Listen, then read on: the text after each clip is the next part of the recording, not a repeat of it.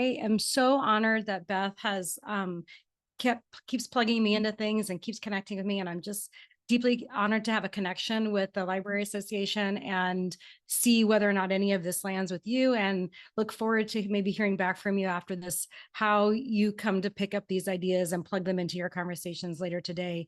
I really want to honor and support your work in whatever way I can. So thank you for inviting me to offer whatever I can here today. So as Beth just mentioned, I'm the author of A Field Guide to Climate Anxiety and also an edited book for teachers called The Existential Toolkit for Climate Justice Educators, which was published last year. And this is very much coming from this sort of sentiment I had somewhere around 2014, 15, and then started getting together with just a lot of building network of educators thinking about this question of what is the climate crisis ask educators to do and be in this moment. What is new for us? What do we have to do to reinvent our approach? What do our students need? What are they asking for? How are they different? How is this challenge uniquely different? And so there's been, for me, this is completely, I would say, derailed, or I'd rather put it as help me figure out my passion. Now I'm completely hooked on this question of inner skills for outer transformation and what it is that higher education needs to do to meet this moment that we're in. So I'm sure this is a question you all are thinking about as well.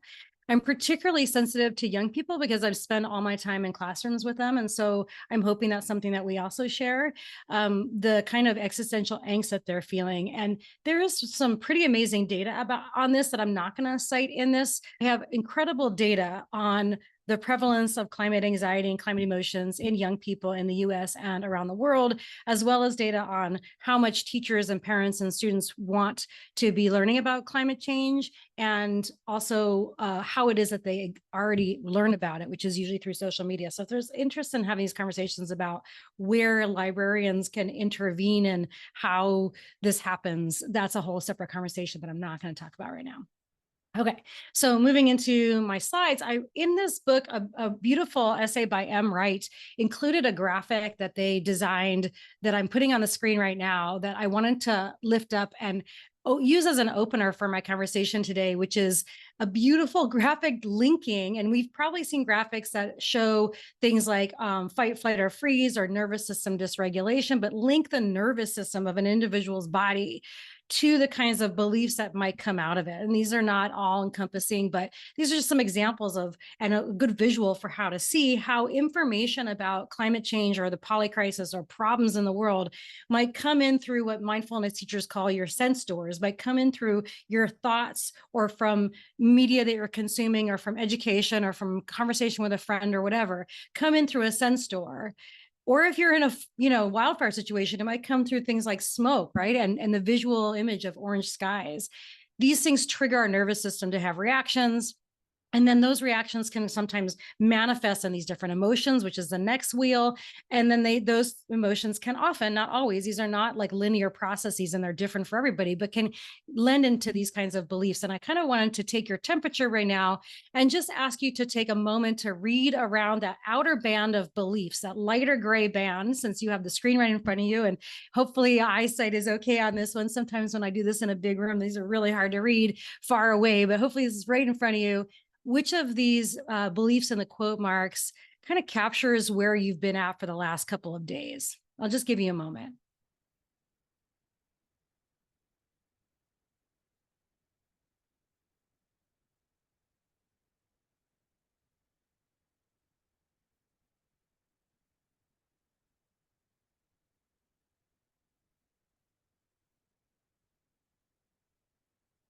And you can go ahead, and if you'd like to, and one of these comes up, go ahead and put something like it or whatever else you might be feeling that might not be on here in the chat. I'd love to have us just to sort of a collective crowdsource of taking our temperature on our emotional responses to climate change or the polycrisis in this particular day.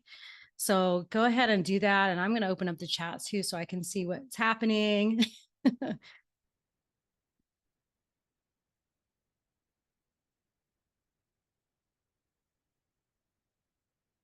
Great. A lot of flight, fear and anger, responsible, guilty, overwhelmed. The planet is better off without me. Yeah. Okay. So I also want to ask you kind of a meta question, which is, and this is, of course, a very minimal, small micro exercise of doing this, but you can imagine doing this in a much deeper way. How does it feel to even see the way you feel be written and shared and collectively experienced like this?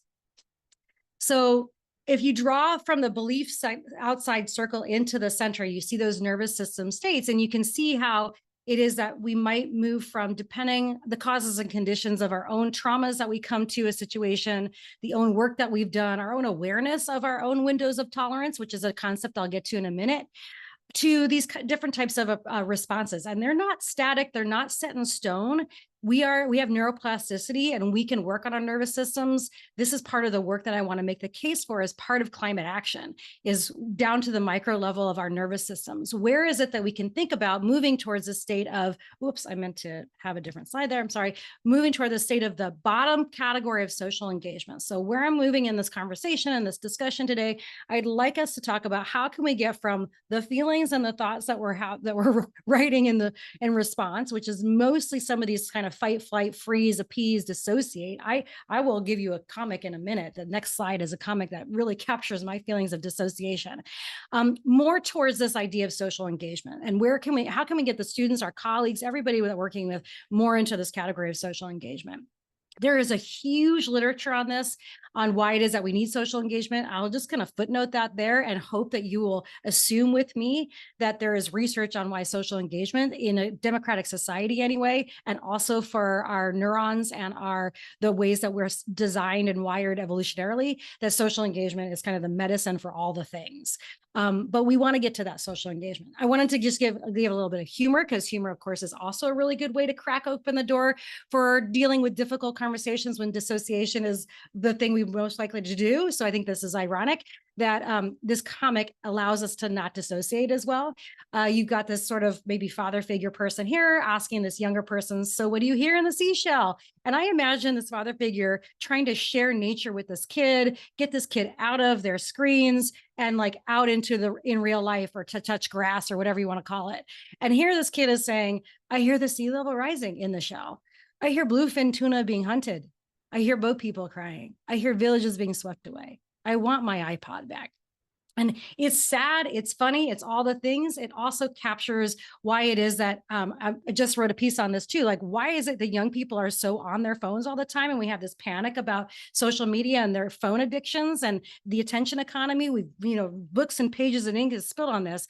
But I would like to make the case that if we made it in real life less scary and hostile, maybe the pull factor of being in real life would be stronger than the pull factor of being on your phone. But that's my personal argument. I can go on about that for a little while too. But this comic kind of captures, okay, what happens when our nervous system leads us towards dissociation? And when capitalism tells you, here are all the ways that you can take your dissociation to soothe your anxiety and also give us money, right? So this question really emerged for me, like I mentioned, that I wanted to think differently about how it is that we can keep young people engaged in climate work for the long haul, instead of having them feel like they're coming of age at the end of the world, which is what most climate education and environmental education tells them. That's what my book is about. I just want to mention that in case people are interested in going that direction. So the central claim I want to talk about in this outline is that feelings and emotions matter in our students, not just personal and private lives, but in their political and professional lives. This binary between emotions being private and thoughts being political or professional is false. I'm just going to reject that from the outset. I want to give a little bit of an example of the story that we live in as one chapter of my book, because I think it's the most evocative and kind of touches all the things that happen, and leave us with 5 attentional tools of collective efficacy for these transformative times. I'm going to blast through it, hopefully really quick. And I'm sorry I'm speaking really quickly, but I normally like to give this in about 45 minutes. So I'm trying to jam this into 20. And I speak really fast. I'm hoping I do. Okay, so the central claim that I'm going to offer, and I'm going to assume these all have sort of footnotes and research I'm not going to go into, that the polycrisis affects our and our students' mental health. It diminishes our capacity to solve the problems. That creates a vicious cycle. Mainstream capitalist strategies to address this often reinforce our isolation and denial of the problem, making matters much worse for everything. Centering emotions in our work for climate justice can help us break this downward spiral. That's why it's so critical. And research shows that the best medicine for all of these things, for our communities, for our hearts, for the planet, is a sense of efficacy in a collective. the climate generation therefore must be resourced. This is my central claim. This is what I'm offering up in all the work that I do. So how do we do this? Well, we get them. This is the slide I wanted. We get them over here. We get them to social engagement. How do we do that? How does the story that we live in shape whether or not they're able to do that or not? This is where I want to deep dive into that chapter. So if any of you are familiar with the warming stripes piece of art, this is kind of a non-verbal artistic representation of the temperature of the planet from, I believe, and it just sort of doesn't really matter, but 1750 to like 2050 or something like that. And I wanted to bring this up because in every piece of art, in everything we do, in every bumper sticker, in everything we wear, we are all walking texts, right? This is what the literary analyst and me, and hopefully the librarians and all of you will say, yes, that makes sense to me. Everything is a text, right? And everybody is reading the things that are out in the world, whether or not we intend them or not. Even without having words on this piece of artwork tells a story of what Joanna Macy, the wonderful Buddhist sort of climate justice warrior, person who created the work that reconnects and is an author of The Act of Hope, among many other books, and also just passed away. Joanna Macy talks about this being kind of an example of the story of what she called the Great Unraveling. And I want to talk about what's happening here. The Great Unraveling story is like, it looks like this in the newspapers, right? And this is kind of old fashioned and it's the UK or whatever, but we see this also when we doom scroll, when we look at all the news. If we think we're trying to pay attention to the bad stuff in the world, we live in the space of the Great Unraveling, of course. This is fueled, however, by the kind of wiring of our brain, which many of you know, the famous neuropsychologist Rick Hanson talks about. Our brains are like Teflon for the good and Velcro for the bad. The negativity bias works like that, right? We focus really intensely on bad things and we magnify them in our lives. That actually is the demand that drives the supply of the news cycle. Because of course, in the corporatization of media, we now have more and more and more the need for eyeballs on media as a way to drive what is actually in the media. So our negativity bias in our brains drives a negativity bias in our news. And it creates, again, this vicious cycle that if we're not emotionally intelligent or aware of this, what I call climate wisdom, we will not figure out how this is happening and learn how to disrupt it. We know that the prevalence of negativity bias is increasing in news. This tracks with changes in how we get the news through social media and the greater pressure from corporatization of media to get more and more eyeballs. And those things are, of course, related. That is beyond the scope of my talk today, but I am very interested in this concept of how we even get the stories of climate and how that mediates our feelings about it. We can see if just general, not just about climate change, just in general, the most popular news outlets have increased in their valences of anger, disgust, fear, and sadness, and have decreased in joy and even just neutrality. So emotional intensity and the so-called negative emotions is increasing. That should be no surprise, but I think it's cool to see data about that. So what's underlying the story of the Great Unraveling? What's going on here? We've got a trope of inevitability, that we can do nothing to stop it. It's natural. It's not anthropogenic. It's God's will, whatever you want to call it. Inevitability is coming from both the right and the left and all in between. I'm not suggesting any one person or political party is at fault for this particular one. But there's also both on the left and the right, both in kind of like the MAGA concept and also in the kind of like fall from grace. Humanity has sinned against the Garden of Eden and we're falling from grace and we're getting punished for this by the planet. That comes from the left as well. This kind of decline of an era of good times, and this has its roots in biblical tradition, and I won't get into that. They're unspecific actors. Humanity in general is the culprit, or even climate is the culprit, which in my most recent piece that I've just published, I try to say this is no help for us. We have to actually name people. There's a pessimistic view of human nature. Humans are bad or selfish. These last two really come out in a lot of environmental education. There's no evidence of progress. There's no pathways for the solutions. There's no good people, or as Mr. Rogers' mom would say, there's no helpers. Where are the helpers? The intended emotional effects, of course, are all of these emotions that will send us into our nervous systems into these more fight, flight, or freeze places, right? A sense of urgency, more separation from each other, powerlessness, which is the most important one that I focus on in most of my work. Okay, so what does this story do to our capacity to respond? I mentioned the window of tolerance earlier. This is psychologist Dan Siegel's model. People who are using this for trauma repair have also kind of reframed it and tweaked it. So this is kind of my favorite image of this right now. Basically, the idea is that if you haven't heard of this already and you wanted to explain, if our nervous systems are in our window of tolerance, we feel safe. We can do all these things that are listed under the safe thing. We can practice empathy. We can think about the future. We can have long-term focus. We can ask for help. We have boundaries. But if we're dysregulated in hyper or hypoarousal above or below that, then we are less likely to do those things. We might have the fight or flight response that's in hyperarousal, or we might have that kind of freeze or fawn hypoarousal, depression, dissociation. And it explains in this beautiful graphic all of the kinds of things that happen there. But I don't know about you, but I go through all of this in like one day. And I have students who are clearly going through it and who have never learned about the window of tolerance. And I'm thinking, oh my God, social emotional learning that happens in TK and pre-K and stuff. Can we please get the window of tolerance taught in there? And can we talk about nature in there and all that stuff? Anyway, that's a whole other thing. Okay, so more. The second thing that it does to our capacity to respond, in addition to knocking us out of our window of tolerance and diminishing our ability to have wise action in service of climate, it causes us this problem of powerlessness, what social psychologists call pseudo-inefficacy, which is the idea that people are less likely to offer help if the problem is too big for them to solve. The positive feeling of solving even a small part of a big problem is outweighed by the negative feeling of not being able to solve the whole problem. This, to me, really captured what I felt like was my problem, my students' problem. And honestly, everywhere I look, I think the reason why people are not facing climate change is because they feel like the problem's too big, right?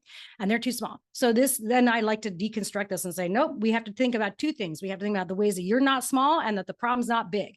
So this is some framing issues that I think librarians would be particularly appreciative of, right? This is about this way the story of the Great Unraveling is told. So what's happening here?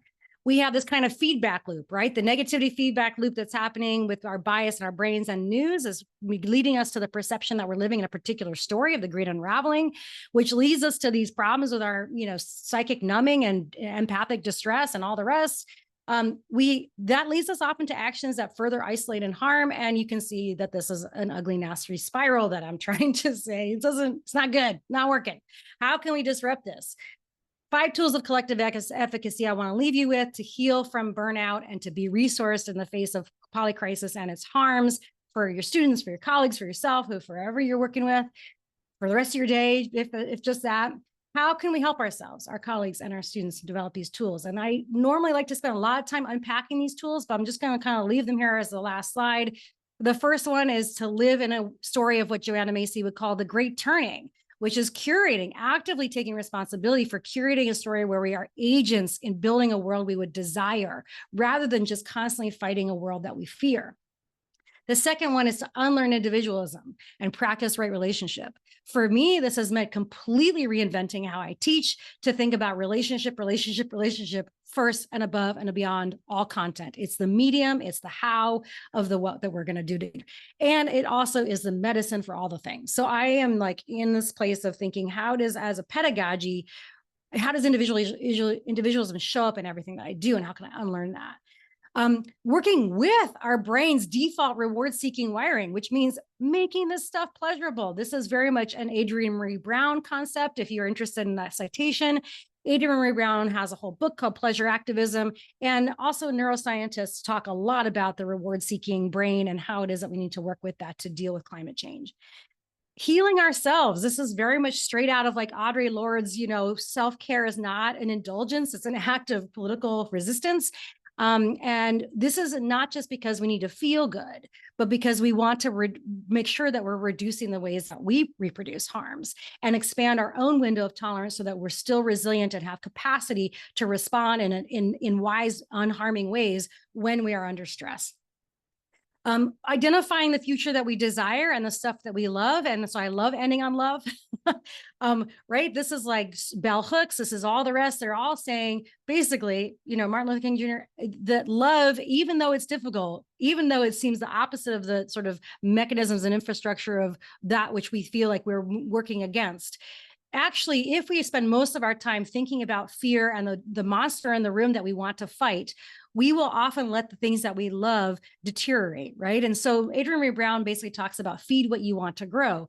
If we put our attention, which is like sunlight and fertilizer and water, on the part of the garden where the little stuff is growing through the concrete that we love, that stuff is going to get bigger. And that's another way to make the monster in the room smaller. So it also has a sort of reproducing cycle effect with this very rewarding. When people talk about nudge theory and nudge psychology, they're talking about that feel good feeling that happens that even when you're doing just a little thing that makes you want to come back for more, and it magnifies the impact. So this is where I'm like, love is a regenerating, rejuvenating emotion, as opposed to fear and guilt and a lot of the emotions that were listed in the chat, which are very short fire, oftentimes flash in the pans kind of emotions to drive action and behavior change. And I'm suggesting that the research says that actually love and pleasure are much stronger emotions to drive long-term behavior change. So how can we cultivate these tools? This is a toolkit I want to leave you with. Obviously, I'd love to spend more time talking about it, but I'm going to wrap there and hope that maybe those questions can be left with you all as you do your work for the rest of the day, to the extent that they're useful. And thank you. Awesome. Thank you so much. I know that was a quick rendition. Yeah. It was awesome though. I mean, I've heard Dr. Ray speak before, so it's definitely, if you have the chance or want to read more. But if there's any questions, we have a few minutes before we go on break, and I'm looking to see if there's any questions in the chat. If there's not right now, yes, I know. They're soaking it in. It was fast. I know. I'm sorry for the fire hose. I do talk that way. And when I'm given 20 minutes, I talk like that even worse. It's okay. I've been known to talk very fast, so I get it. I totally. Is there anything that, while we're waiting to see if there's any questions, is there anything particular that you wanted to say again or unpack a little bit more? Oh, okay. Someone did, Clara just asked, we are developing a community of practice. Can you share yours and how you stay sustained? That's a great question. Thank you, Clara. Yeah, I often think to myself, oh, I'm always talking about community. What's my community? What am I even talking about? And so I think that's a question that's always a little bit elusive for me. And I think of my classrooms. When I have to answer this question, I think, okay, my classroom is my primary community. Every time I walk into my classroom, I stop and I literally stop outside the front door and I say, what are the practices of how I want to show up here? And for me, that's deep, that's compassion for myself, for them. And that really helps me shift how it is that I walk into the room from this place that I know I want to walk in the room instead of the way that I've been taught to. And it's changed the way I teach. And Bell Hooks says this too, but I try to use my classroom, create the kind of conditions and container in the classroom so that is the lab for how it is that they want to be a community of practice in whatever they do in the world. And so I have them co-create all these community agreements. I'm not kidding, the first month of my class, I have a 15-week semester, so that's different than a 10-week semester, but I spend a long time talking about this because I want to drill home the point that this is not just some like side thing that we do, like covering a syllabus policy before we get to the meat of the class. And we come back to it over and over and over and over again. So I'd say the place where I have the most practice for community is with my classes. I also have a community of practice in all the collaborations that I do in my research. So my research is on this topic. So you can imagine there's a lot of people working in this space, either locally or in other networks that I think of my community of practice. Sometimes we get together and actually the same time and space, like synchronously over Zoom or whatever, and sometimes physically even the same space. But I would not say it's as much a community of practice as my classrooms. And then of course I have my family, my immediate family. So I think that the beauty here is that all of these places are interface points of contact for possible practice for these practices. How do I repair? What happens when I feel angry? I mean, this comes from like all the work in nonviolent communication, and also some other forms of other traditions are woven in here too, around how is it that we show up for each other. And every single opportunity that we interact with the world is an opportunity to make change and to reduce harm. And so, yeah, the community practice could be all of that. I would also add, and this is again because of my environmental training, that it's not as obvious and not as I'm not trained to hear it and see it as much, but I try to create a practice of noticing my non-human environment as a community of practice. So this is something that I know Adrienne Maree Brown and many environmental thinkers have asked us to do for a long time, but asking students to do it is a little crazy and weird, and honestly, really good for them. And they like it.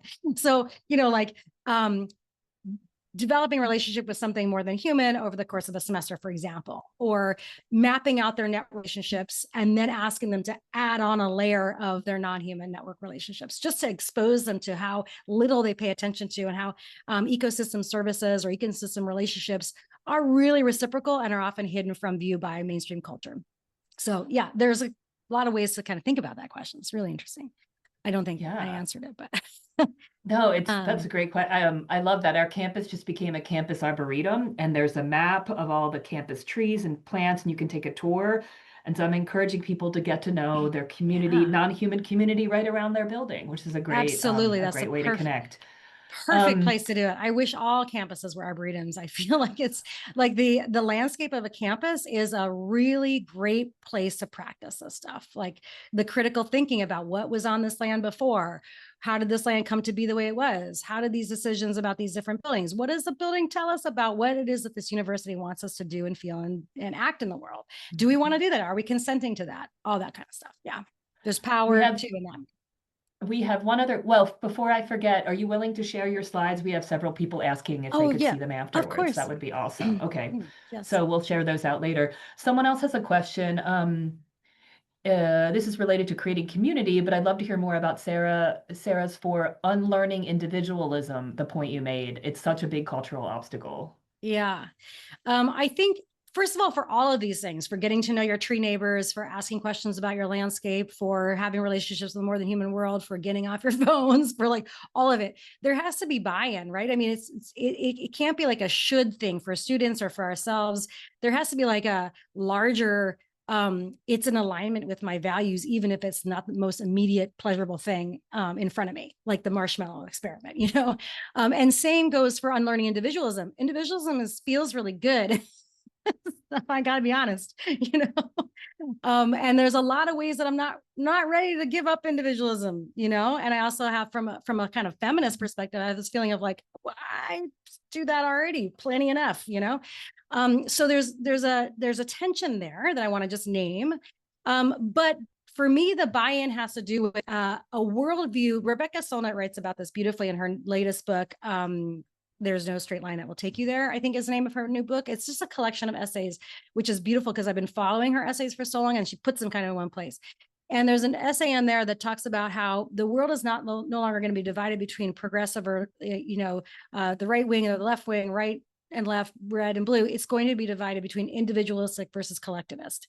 And that makes sense to me. That resonates with me. Either you think of the world as either you walk around the world like you're entitled to all of the benefits, and that other people are potentially, like in the tragedy of the commons, just like completely built, you know, evolutionarily to be after you and competing with you and taking away. So you have to save it for yourself.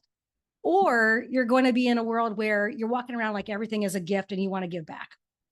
Every kindness, every service that the planet gives you, every meal on the table, like we just did this beautiful mindfulness before this is a great example of that, right? Like this kind of honoring of all the gifts that are around us all the time. And in a sort of Robin Wall Kimmerer-esque view, sort of thinking of everything as a gift economy, right? That is a different worldview. I am in a relationship with all these things. I am not, in fact, an isolated island unto myself. Even my gut biota can tell me that, you know?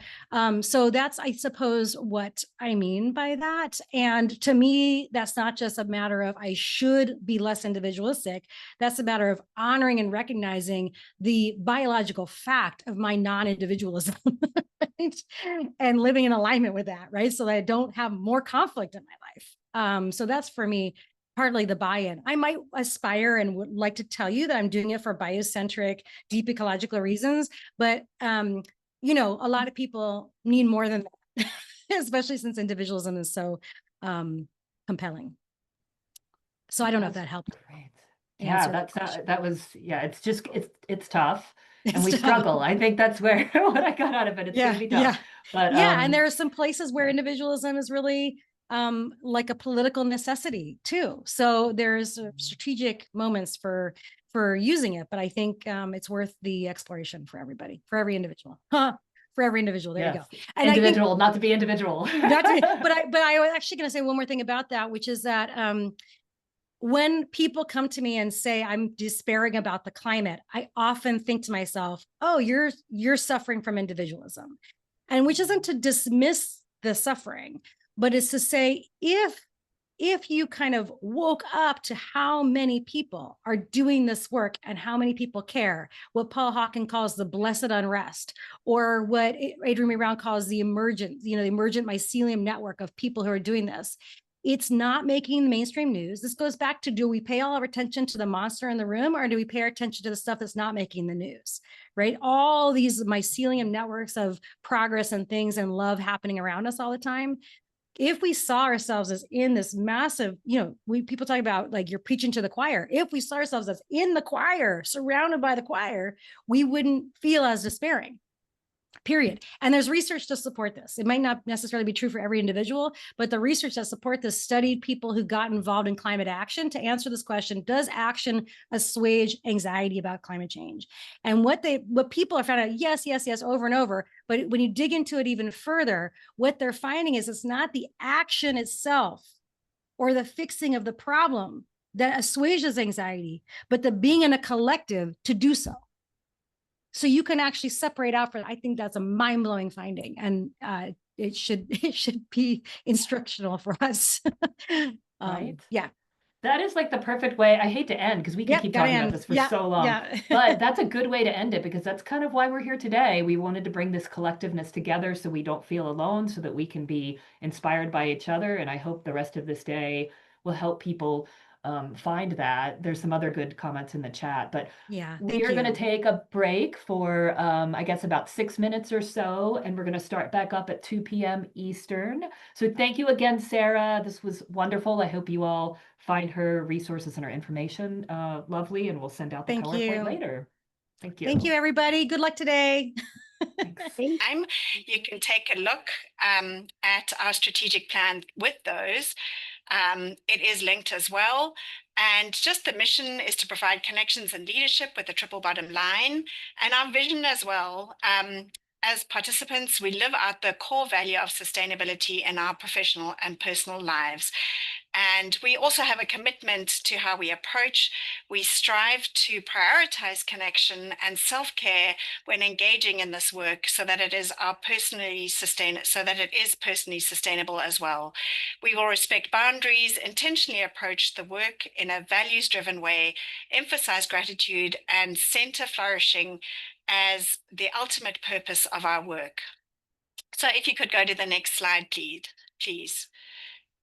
Just some ways in how you can get involved. Our steering committee, we do put out calls every year for the elections. We are 8 members plus 2 web maintainers and our ALA executive board liaison. And our committees comprise awards, education and programming, membership, public advocacy and awareness, publicity and outreach, and sustainability resources. So there is plenty of room for anybody that has an interest in any of these areas. And the projects that came out of our strategic planning are the small grants that we are still working on. We highlight every year the Citation of Wellness in the Workplace Award, and we give that out. Every year we ask for nominees across libraries. We have a list of sustainable awards for libraries. We are doing the summit, which is one of the projects, increased participation in a mentoring program and monthly drop-in meetings. We highlight the best practices, and I see that I'm almost out of time, so they are all listed in there. We have increased social media engagement and the use of our book list every year.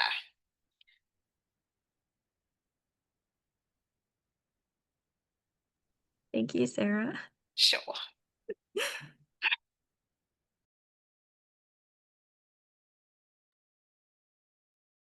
Hello, I'm Lisa Spiro. I'm one of the co-facilitators of the DLF Climate Justice Working Group, which is fundamentally a learning community that tries to bring people together to promote climate justice in digital library work. And we're part of the Digital Library Federation. So we're an extension of its mission to advance research, learning, social justice, and the public good through the creative design and wise application of digital library technologies.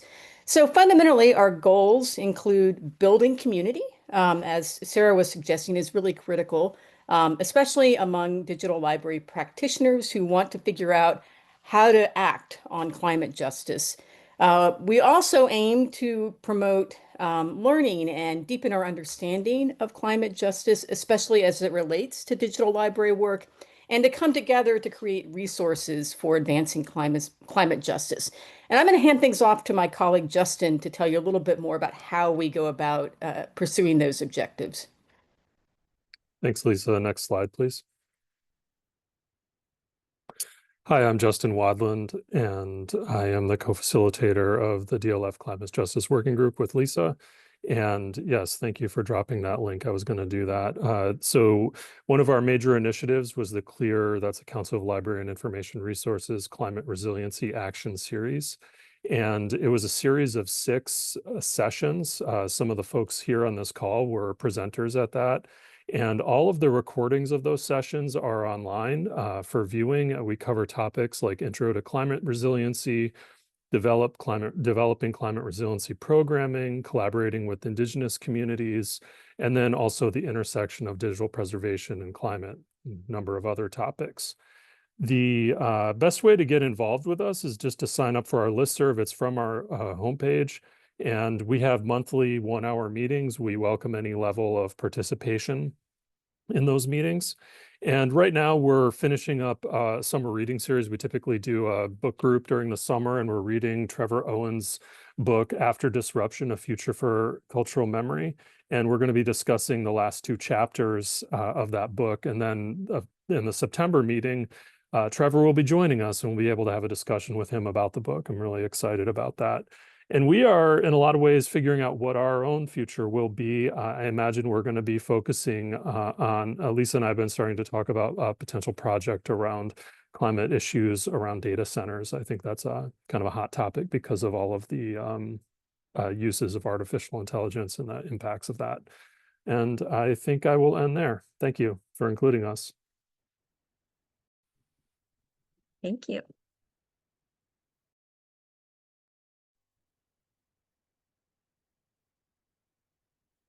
All right, I gotta start the timer on myself. Let's see how I do. So hello again. As you can see, there's a lot of crossover in sustainability work. So I will be representing the next 2 organizations. So please bear with me, and I will try and keep this short. So I was appointed to the ALA Sustainability Committee for the July 2024 to 2026 term, and I was asked to be the chair of this committee this past winter. So although I am relatively new to this committee, I've worked closely with the previous chairs through my work as the conference committee chair and the Sustain RT counselor. I'm still trying to get my sea legs, but we'll be able to answer any of your questions if you have some. So in 2018, the Special Task Force on Sustainability, co-chaired by Renee Tanner and Rebecca Smith-Aldrich, presented their final report to the ALA Executive Board with a list of recommendations for translating vision into action. To help operationalize the recommendations, Council created this committee in which members of ALA can be appointed. Next slide, please. The committee meets throughout the year using the final report from the task force as a guideline. In this past annual conference in Philadelphia, Council extended the 2021 resolution to achieve carbon neutrality for ALA conferences from 2025 to 2027. So we will continue to work with the conference committee and the executive board to come up with some creative solutions in the next year or so. But it will take a commitment also from the ALA membership to try and reach this goal. So I hope everyone on this call who is a member can help. I believe in giving space for new voices in committee work, and I am passionate about giving back to our profession. So I wanted to put a plug in that right now ALA has opened up the request to volunteer for committees. There is an online form that needs to be filled out, which is due sometime near the end of September. So if you're interested in joining this committee, please fill out that form. And I'm gonna stop, and next slide, thank you. So I have been involved with the Sustainable Libraries Initiative, which we shortened to say SLI, so I might use that here, almost from the beginning. I came on board after some of the groundwork and visioning took place at a retreat which involved leaders throughout New York. I am currently on the advisory board, and I've been a mentor for over 10 libraries throughout the US who are going through the public library certification program. Next slide, please. The Sustainable Library Certification Program offers library leaders a proven, structured path to enhance their library's commitment to environmental stewardship, economic sustainability, and social equity. Participants receive support through benchmarks that measure progress, a dedicated mentor, and regular meetups. By engaging staff and the community, libraries can integrate sustainability into daily operations and gain recognition for their commitment to a more sustainable future. The Sustainable Libraries Initiative is much more than our certification, though. We are a community of practice. We offer webinars, vendor recommendation, programming ideas, and a network of library staff from around the world. So please make sure you check out our website, and if you have any questions, I can answer them in the chat. Thank you, everyone.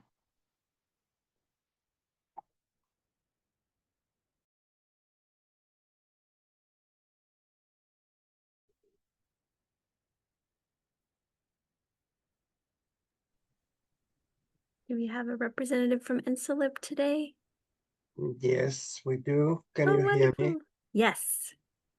Oh, fine. I have my video and audio on, but can you see me? Yep, we can see you. All right, great. So good evening from Helsinki, Finland. It's already evening for us. I'm Harri Sahavirta. I'm a chief librarian and also a chef for NSLIP for a couple of weeks still. And NSLIP is an IFLA section, environment, sustainability, and libraries. We have actually 104 institutional members worldwide, and these members elect for a standing committee of 20 members. We are elected for 4 years time. And our mission is to encourage libraries in sustainable activities all around the world, to provide materials for this, but also to introduce sustainable libraries and projects. And since IFLA is a global organization, geographical diversity is quite important for us, and we also have to think all the time what is relevant and adjustable for local conditions, which may vary quite a lot.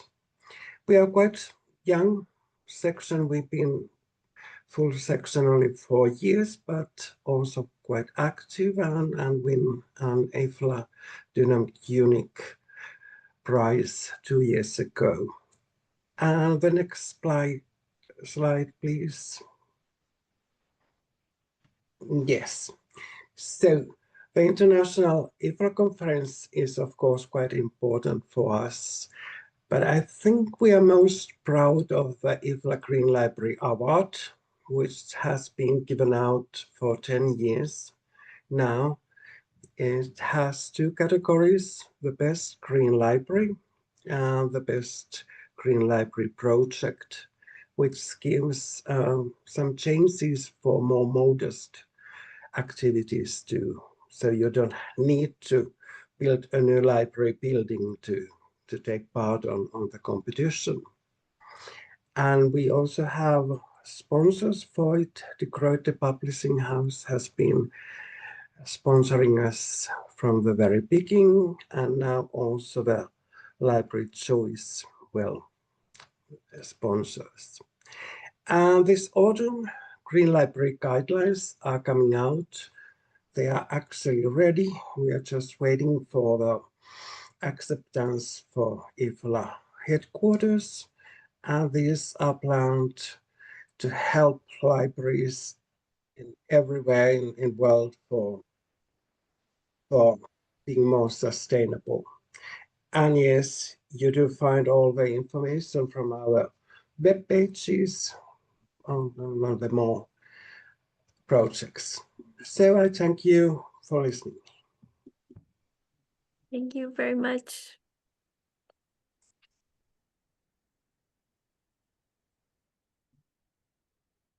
Hi there. I'm not used to speaking, so I'm going to read a little script that I wrote. But so I'm Carolyn Ziering. I'm the co-chair along with Connie Champlin of the International Sustainable Library Development Interest Group. So we abbreviate that ISLD.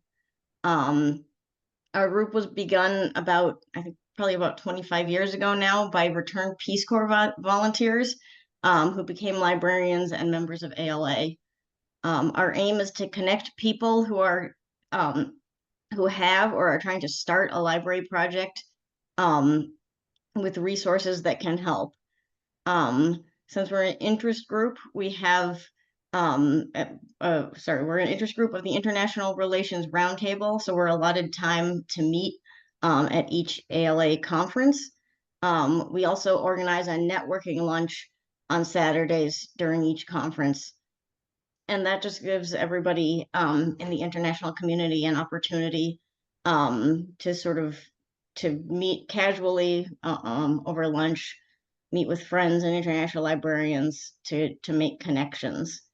Our website, actually, I have this QR code will take you to our website, but I think they probably also put a link in the in the chat. But our website is where we share most of our resources. It includes a list of library projects separated by geographic area. And these are just projects that we're aware of. We actually recently added to our website a Google form where you can, if you're aware of an international library project, you can submit that to us through our website. Let's see, there's also a page of resources for advocacy, training, and support. And then next slide, I think,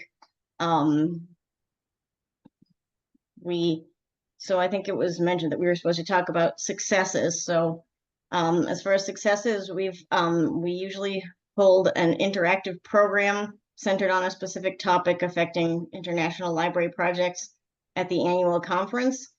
Excuse me. In recent years, ALA hasn't accepted our program proposals, but we've pivoted and organized a couple webinars that were well attended. Excuse me. Some of those recordings and resources are available on our website under programs. We're also proud of the connections that we're able to make with international librarians and the knowledge that we're able to share either through personal connections or referral to other resources.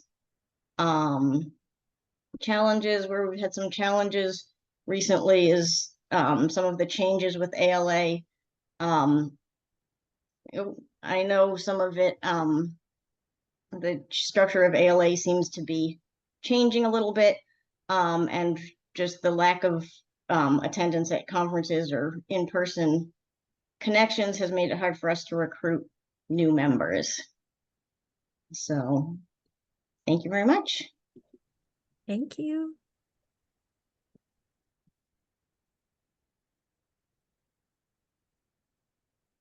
Hi, I'm Clara Chu, and I'm joined by my colleague Peggy Nzomo, and we represent the Mortensen Center for International Library Programs at the University of Illinois, Urbana-Champaign. Our mission is to strengthen international ties among libraries and librarians worldwide for the promotion of international education, understanding, and peace. And it is focused on this particular mission that we create training programs and resources so individuals from libraries around the world can learn, then act, and then be able to share their stories or share their learning. And since my tenure at the Mortensen Center, I have focused on this notion of peace. And from that, then we've developed the concept of Libraries for Peace and Libraries for Peace Day on September 21st.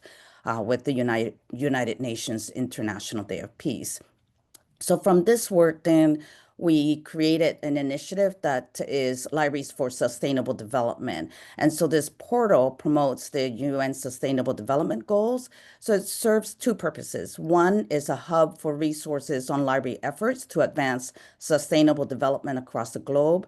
And then it's also an access point to our information action briefs. And in the middle section there, you can see that that is a cover from the information action briefs that we train librarians and others to develop that will focus on work that they can do in their region or in general work that we can do. And these can be published in different languages. And so each information action brief is very much like a policy brief. And so it addresses 4 questions. What is our goal? And why should we act? And how is this related to information? And how is it that we can act? Next slide, please. And so we invite you to join our work and connect with us. You can look up our website and join our programs. So some ideas are you can use the resources to learn about Libraries for Sustainable Development, join the scheduled workshop or webinar, invite Peggy and I or others to present a workshop or webinar in person or online, use the materials online and submit an information action brief for publication. Use the materials online, that are available online, produce and act on your own information action brief and share that story. And then lastly, volunteer to translate the information action briefs. So thank you very much. We look forward to discussing and connecting with all of you. Thank you, Clara. So I think the next one is Paula. Yes. Jana had something happen in our library, so she's not going to be able to join us for the next 2 slides, but maybe Beth can share the link and people can check out their website when they get a chance. Thank you.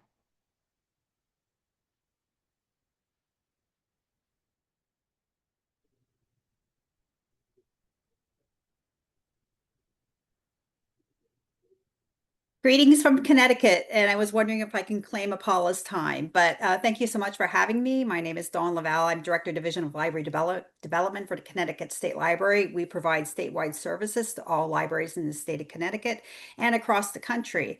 I'm a certified strategic foresight practitioner, and I'm going to talk about our partnership with the Future School, TFSX, and bringing the strategic foresight framework through a natural foresight approach to over 700 librarians across the country. So what is this? This is the ability to navigate uncertain futures, strategic developments, disruptive innovation, cultural transformation. Dr. Ray was speaking a lot of our language about learning, unlearning, and relearning, change of mindset, looking at our educated capacity and biases.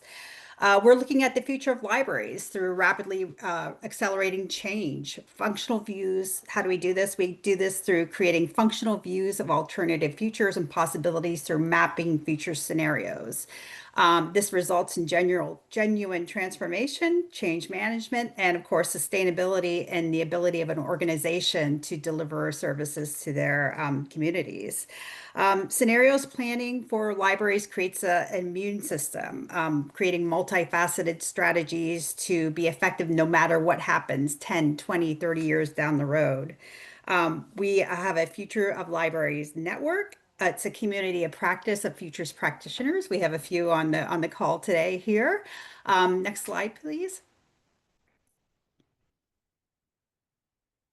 So our goals were basically to create a community of future-focused and future-empowered librarians. So we've trained academic, public, special librarians in 48 states, including American Samoa and the West Indies. We have a Future of Libraries network that you're welcome to join. I, as a certified practitioner, I can come out and provide facilitated strategic foresight tools and skills to help your organizations prepare and create a sustainable future for your not only your organizations, your operational capacity, your staff, your professional development. The goal really is to develop skills for librarians to capitalize on emerging trends, identifying trends, using value applications. I know it sounds really crazy. Some people look at me and like the future, well, I'm not concerned about that. We have as you can see, we have a community practice. We have proven techniques. We have 10 organizational implementations. And as I mentioned, you're welcome to join our network. You're welcome to reach out to me to bring the strategic foresight through the natural framework to you. Thank you so much. I appreciate the time. Thank you, Dawn.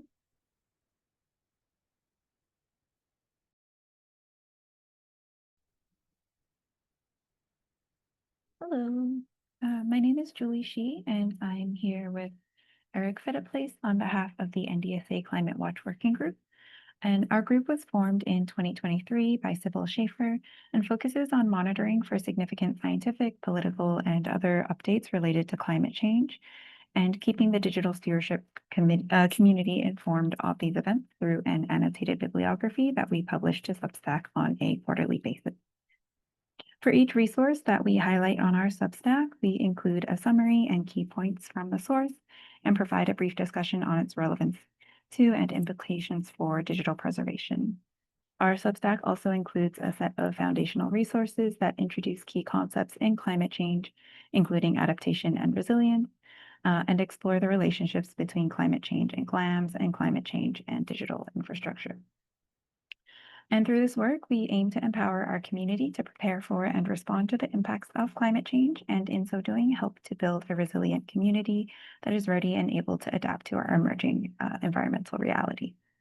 Since launching our newsletter in January 2024, we've garnered over 300 subscribers and continue to compile a full bibliography of the resources that we've highlighted in Subterra. And I'll turn it over to Eric for some more. Thanks. There are a few ways you can get involved with our project. You can subscribe to the Substack blog that we have to receive our quarterly posts. You can recommend an article to us by emailing us at ndsa_climate_watch@googlegroups.com, which I've posted in the chat. And then finally, you can join our group, which is not exclusive to NDSA members. Anyone is able to join. My cat is headbutting my laptop, which is why the angle is adjusting. Some of the challenges that we faced are the overwhelming amount of ever-changing information on this topic that we have to monitor, and monitoring all that with our regular workload, as this is work that most folks are taking on outside of their regular responsibilities. We've also struggled with the current US federal government administration removing some of the climate resources from the internet and breaking links that we're creating to them. Then there's also staying positive in the face of a lot of negative information. In that way, the keynote was a really welcome resource for us. And then finally, there's a large English and North American bias to a lot of the resources that we're finding, despite climate impacts being global in nature and affecting a lot of more marginalized areas. And that's all. Thank you. Thank you, Julie and Eric.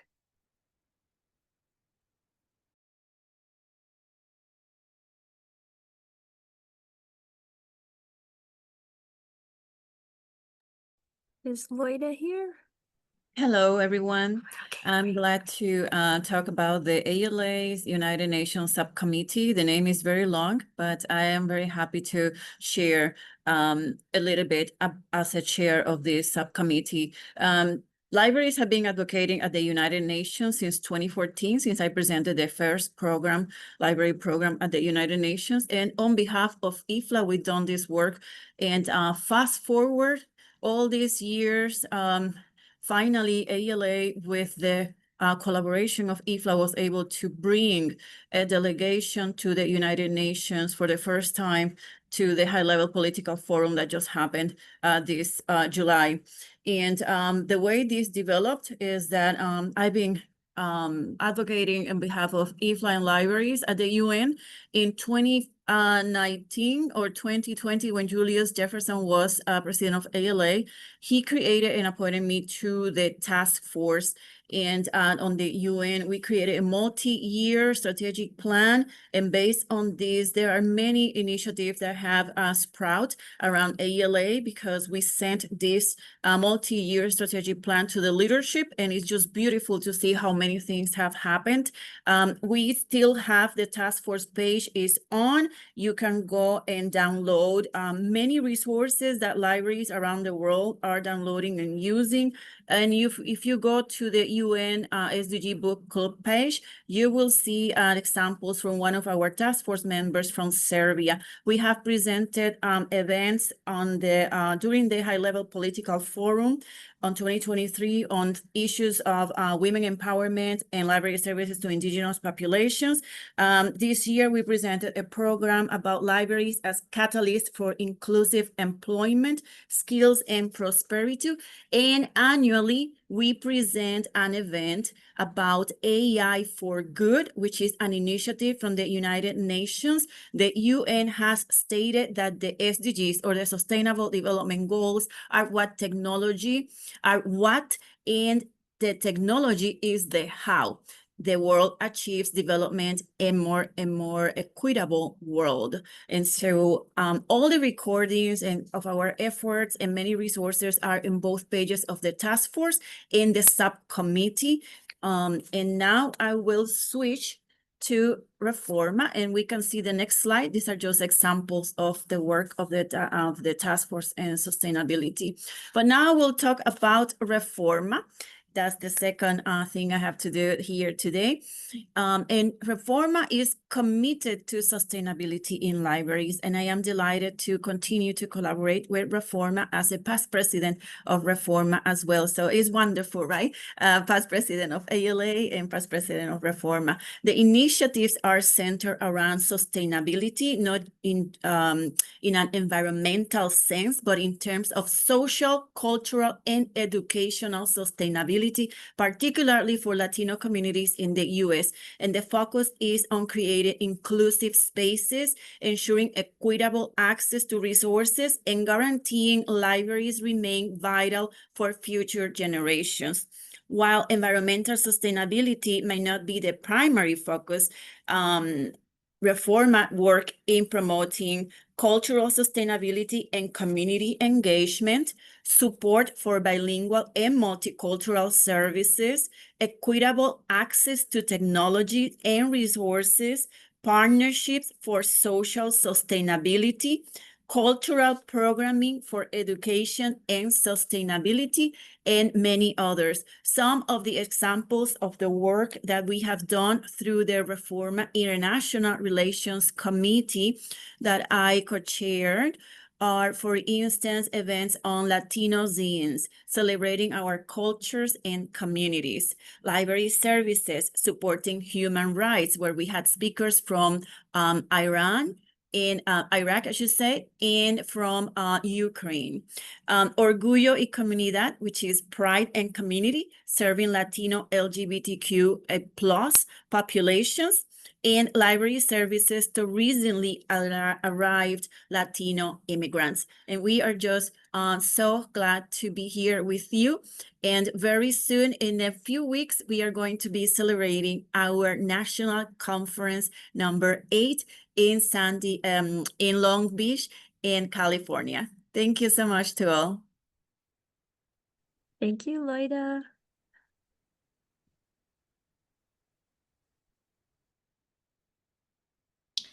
Hi, everybody. My name is Jess Farrell, and I'm joined here by Jenna Duplicia, and we are from Project ARC, Archivists Responding to Climate Change. So we were founded on Earth Day 2015 in Boston. We are a pretty decentralized, casual sort of group. We don't have a board or officers or committees or anything like that. But we have gotten together and done some really great projects in the past. We mainly think of ourselves as a collective for finding like-minded people and projects in the world of archives and climate change. So some things that we've done include we contributed to SAA's information brief on archives and the environment in 2016. A lot of our members, since they're archivists, are members of the Society of American Archivists. So we do a lot of crossover work with that organization. We organized participation at the People's Climate March in 2017. We did a series of climate teach-ins in 2019 that was really great. And then there's legislation in the United States, the Public Archives Resiliency Act, which would put funds towards libraries and archives, or archives specifically, that are at risk of critical infrastructure failure due to natural disasters. So that is the language that we have in the bill right now, and we're looking for a Republican co-sponsor. So that's another collective action project that we have. And then ongoing climate change syllabus that is on our website, and we try to keep that updated as much as possible. We've talked about in the future, thinking about doing like a climate writing group or soliciting queries of climate change conference presentations for our blog. So that's some of the work that we're thinking about in the future. But next slide, I'll talk a little bit more about the future and just say that we have had a lot of conversations over the past year about this group. There's a lot of burnout. Energy has been really low. So we talked about potentially sunsetting, and we decided not to sunset. We decided that we had done a lot of great work and we should keep this space for us to continue with. But we are asking ourselves a lot of hard questions, like what role do we occupy in the archives and organizing landscape? What do the profession and our communities need from us? And how do we continue to provide a venue for gathering as a burned out profession in archives, which is just the truth right now. So a few things that you can do if you want to get involved. You could talk to your legislator about co-sponsoring the Public Archives Resiliency Act. We're looking for a Republican co-sponsor in the United States for that right now. You could email me about that. You could also join our Google group, Project Our Google group. That's where you'll see the discussions that we have, events that we have. We meet up at conferences sometimes and get together and talk about climate change projects that we're working on.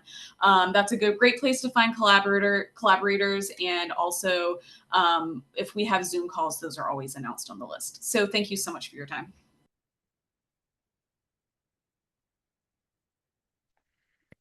Thank you, Jess.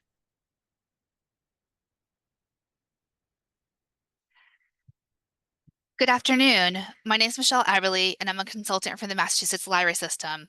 I use she, her pronouns, and I'm here today representing the Blue Marble Librarians.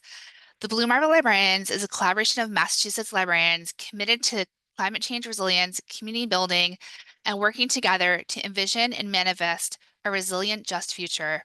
Our name, Blue Marble, is a reference to the first satellite image of the Earth that elicited great awe and reverence for our planet. Our group was formed in 2019 with the leadership of Madeline Charney through a connection with the nonprofit Communities Responding to Extreme Weather. And during our first 5 years, we worked in collaborations with Communities Responding to Extreme Weather to encourage Massachusetts libraries to participate in Climate Prep Week, which is September 24th to 30th, and to become climate resilience hubs. Pictured on this slide is a map of libraries in Massachusetts who participated in Climate Prep Week in 2020. In our 4 years collaborating closely with CREW, libraries in Massachusetts offered hundreds of programs on preparing for extreme weather and also on sustainability, and these programs became part of their regular offerings through the years. We also helped librarians to work with CREW as climate resilience hubs, which is a commitment to providing an annual program and educational materials on climate preparedness. Next slide, please. We encourage you to check out our Blue Marble Library Guide, which includes many helpful resources, including a blog, book lists, a book discussion guide for David Pogue's How to Prepare for Climate Change, a practical guide to surviving the chaos, and also how you can connect with us on social media. Special thanks to Gabrielle Griffiths, who established our social media presence. We have been grateful that SLI partnered with the Massachusetts Library Association, and we have added resources on the guide for statewide climate change adaptation, inspired by Rebecca Smith Aldrich's presentation at our State Library Association. This summer, we've been collaborating with the Massachusetts Department of Public Health to spread word about heat alerts to our libraries. They categorize heat alerts as 3 days of temperature, unsafe heat over 85 degrees. And we've already had 3 heat alerts this summer. I'd like to recognize our leadership team, Corey Fahrenkopf from the Eastham Public Library, Kate Gomes from the Holbrook Public Library, Rainey Cunningham, Siena University, formerly with the Concord Free Public Library, for all they do. We'd love for you to connect with us. We have a statewide listserv. Anyone can join. You can also find us on Instagram. And if you'd like to join us for our next meeting, we will be meeting next week on Wednesday at 3 p.m. for a Blue Marble Idea Share. I'll put the link to the guide in the chat, which includes all the resources linked on these 2 slides. I've personally found that the best antidote to climate anxiety and grief is collective action, and we are committed, the Blue Marble Librarians, to helping libraries in Massachusetts and beyond connect and share creative approaches to sustainability and be a source of strength, safety, and solidarity in our community. So thank you so much for the opportunity to be here today.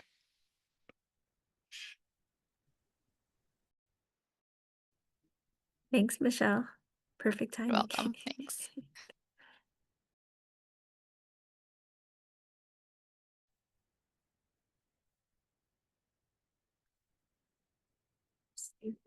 Hey everyone, my name is Emma. Hopefully you can hear me. I think you can.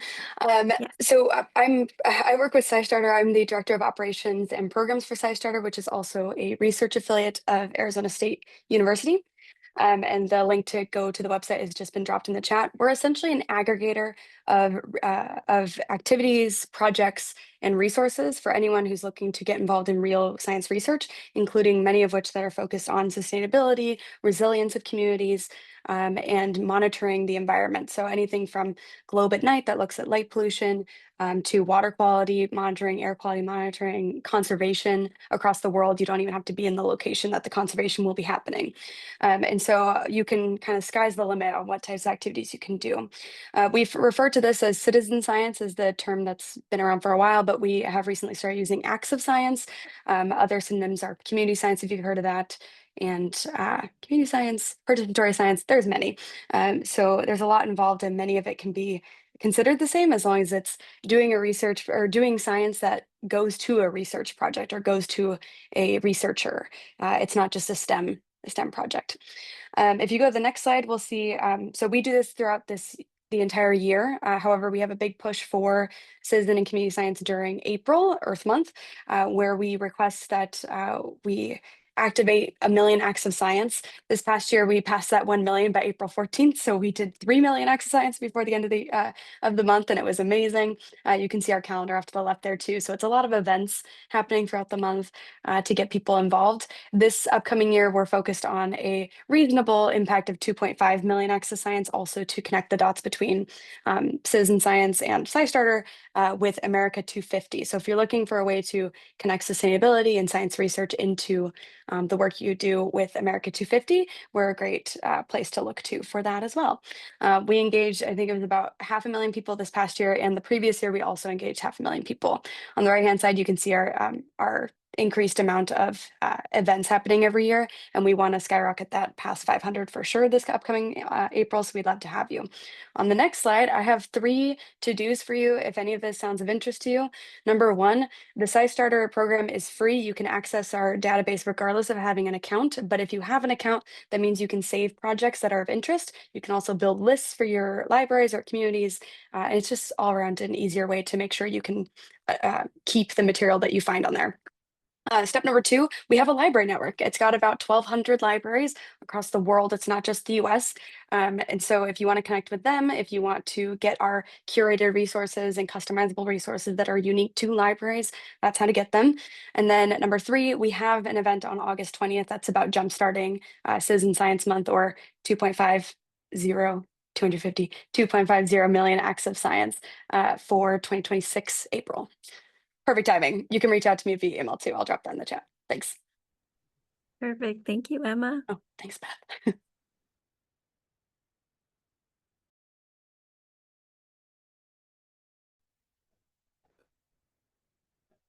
Hello everyone, my name is Grace Liu.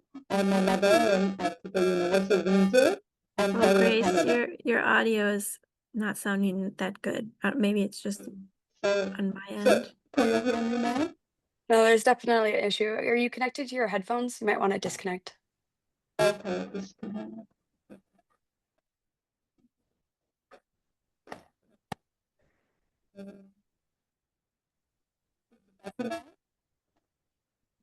It still sounds bad.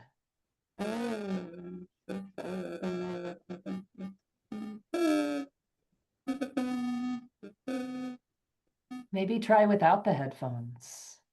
Without, yeah, but I only Oh, have we can this. hear you now. Sounds We can hear great. you now.